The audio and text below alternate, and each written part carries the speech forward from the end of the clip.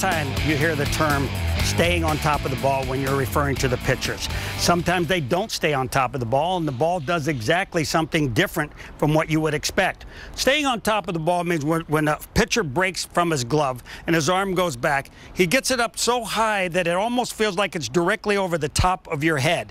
And this is where the elbow comes out in front of you, falls into place, then the forearm, and the last little bit, if you're throwing downhill, it pops off your fingertips, and then it runs to home plate.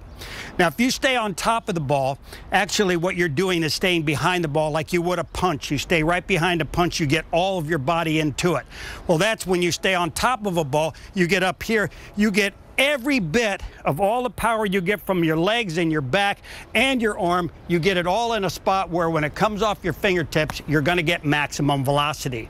Now, some people don't do that. Some people throw a little bit more three-quarter than that. And what happens to the ball, when you get out here three-quarter, you see your fingers are not directly behind the ball. This is behind the ball, but when you throw from outside and away from your head, the ball's going to do something entirely different. Now it's coming to home plate with a different kind of spin. As we get closer to home plate, this ball, if you're throwing on the outside right-hander to a right-hand hitter, it's going to come back and fade towards the middle of home plate.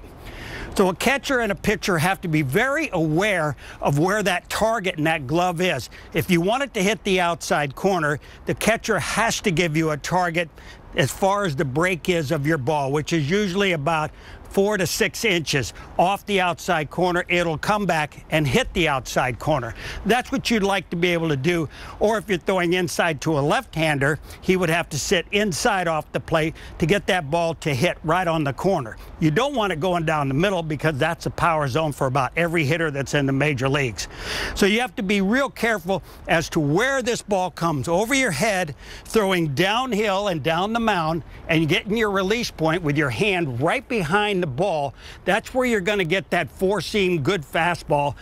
That's if you're capable of doing it, throwing 98, 97, 96 miles per hour because you are directly behind the ball with your four-seam stitches 1, 2, 3, 4.